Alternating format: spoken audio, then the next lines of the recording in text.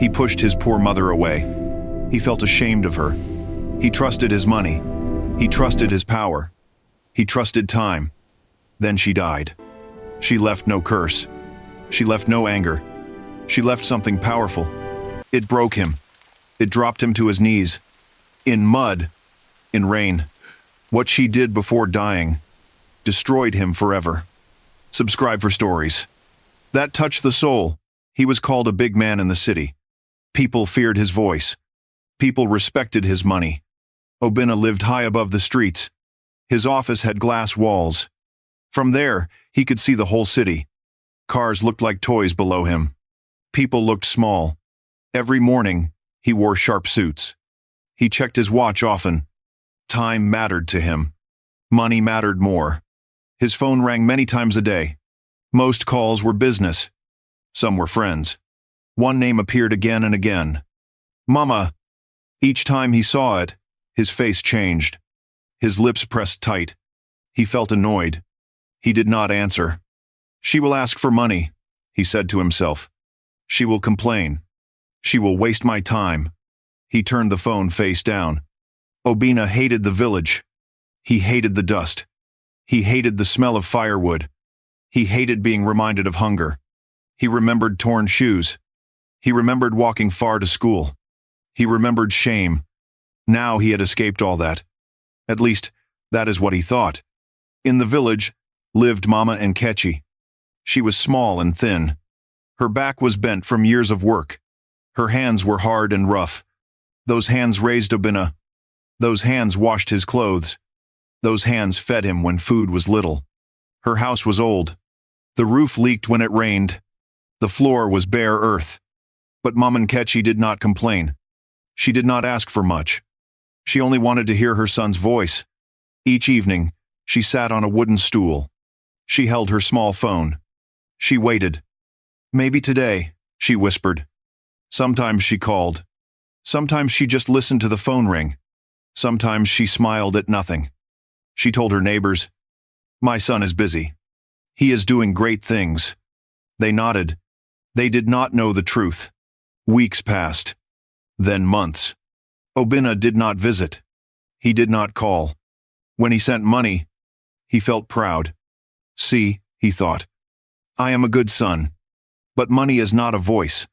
Money is not a hug. One afternoon, Obinna sat in a meeting. People talked around him. He was not listening. His phone vibrated again. Mama, he sighed. He stood up. He walked out of the room. This time, he answered, Mama, I am busy, he said fast. I have meetings. Her voice was weak. My son, she said, I am not well. He looked at his watch. You will be fine, he replied. Go to the clinic there. The line went quiet for a moment. I miss you, she said softly. That made him angry. Mama, stop this, he said. You always worry me. I will call later. He ended the call. Mama Nkechi held the phone to her chest. She closed her eyes. In the city, Obinna went back to his meeting. He smiled. He spoke loud.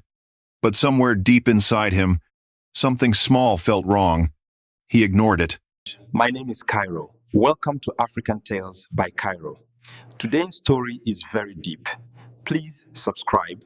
Obinna drove to the village the next day. He did not plan to. Work was heavy, but guilt pushed him. The road was long and broken. Red dust covered his car. He felt angry already. This place wastes my time, he said. When he arrived, people stared. They knew the car. They knew the name. Obinna is here, someone whispered. Mama Nkechi heard the sound first. She stepped outside slowly. Her legs shook. She smiled when she saw him. My son, she said. You came. Obinna did not smile back. He looked around the yard. The house was small. The roof was weak. Why do you still live like this? He asked. His voice was sharp. Mama Nkechi felt the sting. This is my home, she said softly. He walked past her. He entered the house. The air smelled of smoke. He coughed. He waved his hand. You should stop cooking with firewood, he said. You smell like smoke. Mama lowered her head. She tried to stand straight. My son, she said. I have been sick. She coughed. She held her chest. Obinna frowned. You always say that, he said. You like drama. Her eyes filled with tears. She wiped them fast. I only wanted to see you, she said. That made him upset. I am not a child, he replied. I have my own life. He looked at her clothes. They were old. They were faded. You embarrass me, he said. If people see this, they will laugh at me. Mama Nkechi felt her heart crack. She did not speak. Neighbors stood nearby. They heard everything. They said nothing. Obinna felt their eyes. It made him more angry. I send you money, he said. What more do you want? She shook her head slowly. I do not want money, she said. I want you. Those words hit him. He did not like how they felt. Stop talking like this, he snapped. You are old. You should understand. Mama Nkechi reached for his hand. Her fingers trembled. He pulled his hand away. Do not touch me, he said. That moment broke something inside her. I carried you on this back, she whispered. I walked far for you. Enough, Obinna shouted. I am tired of this village talk. He turned away. Mama, he said without looking back. Do not call me again. The words hung in the air. They were heavy. Mama Nkechi felt weak. She sat on the ground. Obinna walked to his car. He did not look back. The engine started. Dust rose again. Mama watched the car disappear. Her tears fell on the dry ground. She stayed there for a long time. The sun moved. The yard went quiet. That night, she could not sleep. Her chest hurt more. She took out a small paper. She held a pen. She began to write. Obinna did not know. This was his last chance. Subscribe to follow Obinna's story. Do not miss what comes next. Mama Nkechi woke up early that morning. Her chest felt heavy. Her breath was slow. She sat on her bed for a long time. She thought about her son. She thought about his face as he walked away. Her heart hurt more than her body. She stood up with effort. She walked to a small wooden table. On it were old papers and a pen. She picked the pen with shaking fingers. I will try one last time, she whispered. She began to write. She wrote about the past, about mornings in the farm, about carrying Obinna on her back. She wrote about hunger, about selling her wrappers, about paying school fees late. She smiled as she wrote. Some memories were sweet. She wrote about the first day he went to school. He cried. He held her leg. She wrote about the day he passed his exams. She danced in the yard. She thanked God. She did not write about pain. She did not write about insults. She wrote only love. When she finished, her hands were tired, but her heart felt calm. She folded the letter slowly. She looked around her room. She found an old box. Inside were small things. A toy car Obinna loved. His first report card. A photo of him smiling. She placed the letter inside the box. She closed it carefully. This is for you, my son, she said. She called a young boy from the village. Please, she said, take this to the city. The boy nodded. By evening, the box reached Obinna's house. Obinna was tired that day. Work had drained him. The guard handed him the box. This came from the village, the guard said. Obinna frowned. He knew who it was from. He carried the box inside. He placed it near the door. Sandra was there. She was on her phone. What is that? She asked. Nothing, Obinna said. He kicked the box aside with his foot. He did not open it. He did not read the letter. He went to shower. He changed clothes. Later, he forgot the box was there. That night, Mama Nkechi lay on her bed. Her breathing was worse. She coughed into a cloth. There was blood. She was not afraid. She was tired. She looked at the door. She hoped to see her son. He did not come. She closed her eyes. In the city, Obinna slept well. His phone was silent. In the village, a neighbor heard Mama cough. The sound scared him. He rushed to her house. Mama, he called. She answered weakly. She needs help, he said to himself. He picked up his phone. He dialed Obinna's number. The call rang. Once, twice. Then someone answered. Hello, a voice said. It was not Mama. It was not calm. It was urgent. Obinna had ignored the box. Now the phone was ringing. Subscribe to follow Obinna's story. The truth is coming next. The phone call ended. Obinna stood still. The room felt quiet. A strange feeling touched his chest. It did not last long. He told himself it was nothing. She is old, he thought. Old people get sick. He sat back at his desk. Work papers waited for him. He pushed the feeling away. Minutes later, the phone rang again. He looked at the screen. It was the village number. He sighed. He did not want trouble. He answered. "Mama?" he said. The voice was not hers.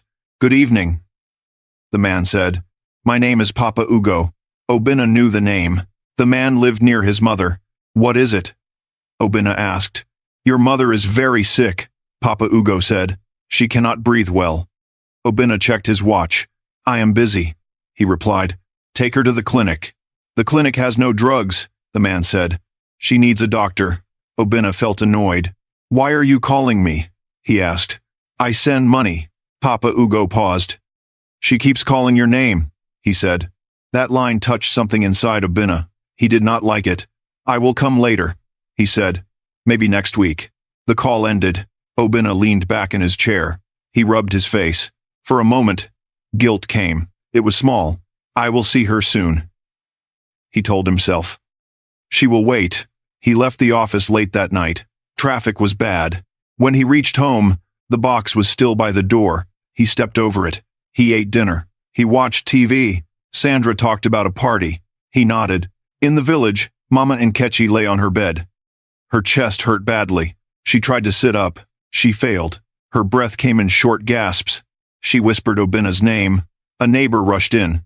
"She is getting worse," he said. They tried to help her sit. Her body was weak.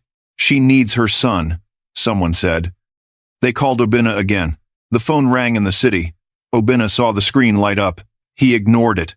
"I will call back," he said. He did not. That night, Mama Nkechi could not sleep. She stared at the roof. Rain began to fall. Water dropped inside the house. She smiled softly. "This roof again," she whispered. She thought of Obinna as a boy, running in the rain, laughing. Her eyes filled with tears. She reached under her bed. She touched a small box. She held it close. In the city, Obinna slept on a soft bed. Music played low. His phone buzzed once more. This time, it was late. "Very late," he answered. The voice on the other end was shaking. "Obinna," the man said. "Please listen." There was silence. Then the words came. "Your mother is very weak." The line went dead. Obinna sat up. His heart beat fast. For the first time, fear stayed. Obinna did not sleep that night. The room felt tight. The air felt heavy. He sat on his bed. He held his phone. Morning came slowly. When the sun rose, he made a choice. He grabbed his keys. He rushed out. The road to the village felt longer. Every bump shook his body. His mind was loud. "She will be fine," he told himself. "She always waits." But his heart did not agree. When he reached the village, the place felt strange. No one smiled. No one greeted him. People stood in small groups. They whispered. Obinna parked the car. He stepped out. His legs felt weak. An old woman looked at him. Her eyes were sad. "You came late," she said. Those words cut him. He walked fast. He ran to the small house. The door was open. Inside, the room was quiet. Too quiet. Mama Nkechi lay on the bed. Her eyes were closed. Her body did not move. Obinna called her name. "Mama." No answer. He touched her hand. It was cold. Not cool. Cold. Fear hit him hard. "Mama," he said louder. "Please wake up." Still nothing. A man stepped forward. It was Papa Ugo. "She is gone," he said softly. "She is gone. She is gone. She is gone. She is gone. She is gone. She is gone. She is gone. She is gone." She said softly. She said softly. She said softly. "She is gone. She is gone. She is gone." The words did not make sense. Obinna shook his head. "No," he said. "I spoke to her yesterday." Papa Ugo looked away. "She waited," the man said. "She waited for you." Obinna fell to his knees. The floor was hard. His chest burned. He screamed. The sound broke the silence. He held her hand. He would not let go. "I am here," he cried. "I came back." But she did not hear him. The room smelled of smoke. The roof had holes. Raindrops fell inside. Obinna looked around. He saw her old chair. He saw her thin mat. He saw her small bag. Everything felt small. He felt very big. Too late. Outside. Women cried. Men stood quiet. Obinna walked out slowly. He saw the yard, the same place he had shouted, the same place he had turned away. His head dropped. Inside the house, something caught his eye. A small box lay open. He stopped. He walked back inside. The box looked familiar. He had seen it before. In his house, by his door. The box he kicked aside. His hands shook. He picked it up. Inside were old things. A toy car. Small papers. Photos. His chest tightened. One photo showed him as a boy. He was laughing. Mama was behind him. He touched the photo. Tears fell. At the bottom, there was a folded letter. It had his name. He stared at it. He did not open it yet. His heart was not ready. Outside, the rain fell harder. Inside, Obinna sat alone. With the box, with the truth, Obinna had come back. But it was too late. Subscribe to follow Obinna's story. The box will be opened next. Obinna sat on the floor of the small room. The rain kept falling outside. Water dropped from the roof.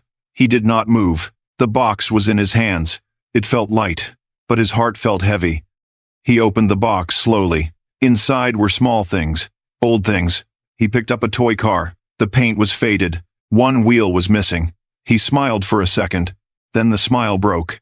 He remembered this toy. Mama bought it from the market. She said it was all she could afford. He played with it every day. Next, he saw papers. Old school papers. One report card was there. Red marks covered the page. He failed math that year. On the back, Mama had written words. He is smart. He will be great. Obinna covered his mouth. His breath shook. He had forgotten that day, but she had kept it. He picked up a photo. It showed a small boy. Dirty feet. Big smile. Mama stood behind him, her hands on his shoulders, her face full of joy. Tears dropped on the photo. I was happy, he whispered. He looked deeper into the box. There was a small bundle of money, old notes, folded many times. He counted it slowly. It was not much. Very little. Wrapped around it was a note. For Obinna's future. His chest burned. He had cars worth millions. She saved this money from hunger. He placed the money down. At the bottom of the box, there was a phone. An old phone. Scratched. Simple. He knew this phone. He bought it for her years ago. It was still charged. His finger hovered over the screen. There was one saved recording. His heart beat fast. He pressed play. The voice was weak, but gentle. My son. The voice said. It was Mama. Obinna dropped the phone. Then he grabbed it again. I forgive you, she said. I know the city is hard. He cried out loud. She coughed in the recording. I am tired now, she said. But do not be sad. He shook his head. I raised you with love. Her voice continued. Use your strength to help others. The voice paused.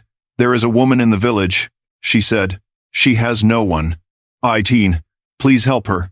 The recording ended. The room went silent. Obinna pressed his forehead to the floor. I am sorry, he cried. I am sorry. But the words had nowhere to go. Outside, the rain slowed. Inside, something broke. Not just his heart, his pride, his lies, his old self. He stayed there for a long time, holding the box, holding the phone, holding regret.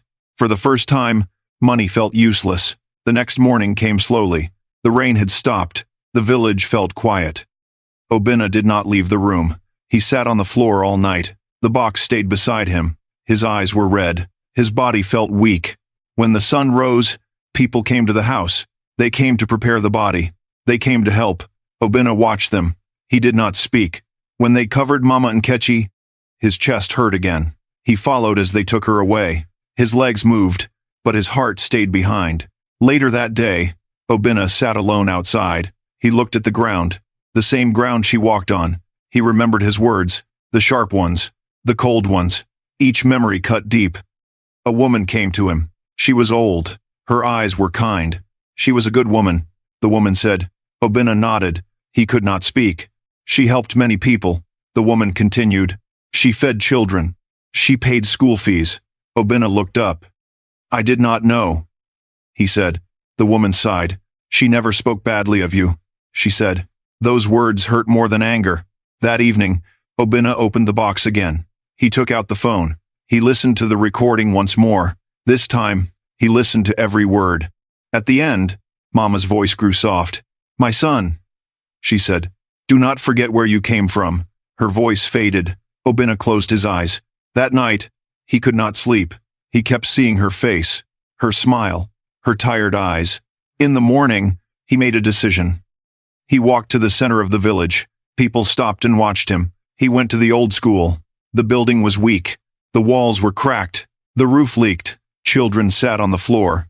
A teacher stood up. "Can I help you?" the teacher asked. Obinna swallowed hard. "My mother helped here," he said. The teacher smiled. "Yes," she said. "She cared for this place. She brought food. She fixed books." Obinna felt his throat close. He walked through the rooms. He touched the broken desks. He saw drawings on the wall. One drawing showed a woman. She was smiling. Under it was a name, Mama Nkechi. Obinna turned away. Outside, he sat on a bench. Children ran past him. They laughed. For a moment, he saw himself. A small boy, bare feet, big dreams. Mama's voice returned to him. "Use your strength to help others." He stood up. That same day, he called his office. He canceled meetings. He ignored work. For the first time, money was not first. He went back to the old woman Mama had spoken about. Her house was falling apart. She sat alone. Obinna knelt in front of her. "I am Mama Nkechi's son," he said. The woman smiled. That smile felt like fire. Obinna knew then. This was only the start. Obinna stayed in the village for many days. He did not rush back to the city. The city felt far away now. Each morning, he woke up early. He walked around the village. He saw things he never noticed before. Old women sat alone. Children played with torn slippers. Houses leaned to one side. Every face reminded him of Mama. At night, he could not sleep. He heard her voice in his head. Not loud. Soft. "My son." Those words broke him again and again. One night, he sat outside her house. The moon was bright. The air was cool. He held the box on his lap. "I failed you," he said aloud. No one answered. He thought about the city, the parties, the noise, the pride. It all felt empty now. He remembered the day he shouted at her, the day he pulled his hand away, the day he said, "Do not call me again." He pressed his hands to his face. "I was blind," he whispered. The next morning, people came to see him. They were careful with words. They did not blame him. One man spoke. "Your mother helped us," he said. "She never asked for thanks." A woman added, "She prayed for you every day." Obinna felt small. Very small. Later that day, he went to Mama Chinedu's house again. The roof was broken. Rain had soaked the floor. She sat in the corner. Her eyes could not see well. "Who is there?" she asked. "It is me," Obinna said. She smiled. "Mama Nkechi's son," she said. "Yes," he replied. She reached out. He took her hand. "Your mother was kind," she said. "She saved me many times." Her words cut deep. Obinna stood up. "I will fix this house," he said. "I promise." He did not say it loud. He said it true. The next days were hard. He carried blocks. He mixed cement. His hands hurt. Sweat ran down his face. People watched in silence. Some did not believe him, but he kept working. At night, his body ached. His heart ached more. One evening, he sat alone again. He looked at his hands. They were rough now. He smiled a little. "These hands are learning," he said. But the pain did not leave. No matter what he did, Mama did not come back. That truth stayed sharp. One night, he dreamed of her. She was smiling. She did not speak. He woke up crying. "I miss you," he said to the dark. The next morning, he made another choice. He called his lawyer. He called his manager. "I am changing things," he said. They did not understand. He did not explain. Some things cannot be explained. He sold one of his cars, then another. He sent money to the village, not for show, for work, but still, his heart carried a wound. It did not heal. He knew it never would, and maybe it was not meant to. The school work began slowly. Obinna did not rush it. He wanted it done right. The old walls were pulled down. New blocks were brought in. A stronger roof was placed. Children gathered each day. They watched with wide eyes. "Is this our school?" one asked. "Yes," Obinna said. He spoke little. He worked more. Teachers came to him. They thanked him. This is because of your mother. One teacher said. Those words stayed with him. He paid for books. He paid for chairs. He fixed the water well. Soon, the school looked new. But something else happened. People began to talk. They told Obinna stories. Stories he never heard before. Mama Nkechi helped me, a man said. When my child was sick, she sold her goat. A woman stepped forward. She paid my daughter's fees, she said. She told me not to tell you. Obinna felt his chest tighten. A group of children came closer. She gave us food, one boy said. When we were hungry. Another child smiled. She told us to study hard, the child said. Obinna turned away. Tears came fast. His mother had been rich, not with money, but with love. That evening, the school held a small event. Children sang. They clapped. They sang her name, Mama Nkechi. Obinna stood at the back. He did not feel like a hero. He felt like a student, learning too late. After the event, he walked alone. The village felt warm now. Not because of lights, but because of people. He stopped near a small grave, fresh earth, simple stones. Mama Nkechi rested there. He knelt down. I see you now, he said. I was blind. The wind moved softly. He stayed there for a long time. The next day, he met the village elders. I want to help, he said. Not once. Not for show. Always. They looked at him.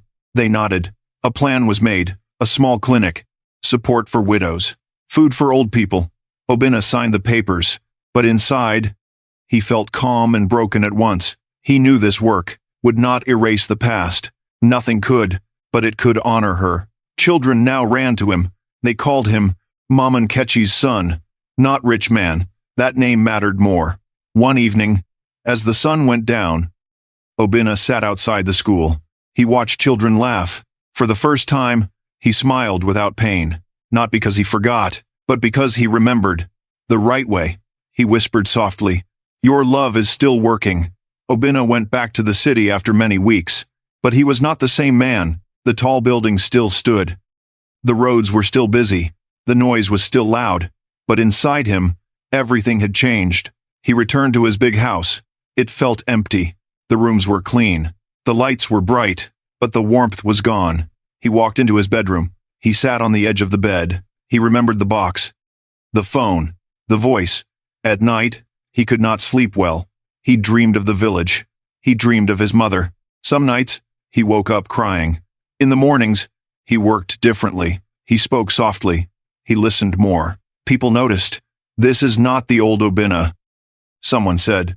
He sold more things. Cars. Watches. He used the money for good. The clinic in the village opened. Nurses were hired. Medicine arrived. Old women smiled again. The school stayed strong. Children had desks now. They had books.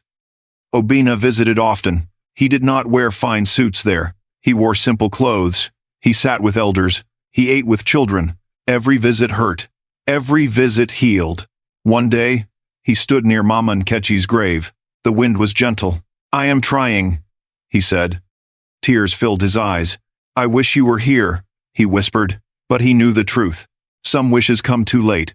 Time does not wait. Love does not wait. That is the lesson. His mother left him, not in anger, not in hate, but in love. Obinna understood now. Money can build houses, but it cannot fix a broken heart. Power can open doors, but it cannot open graves.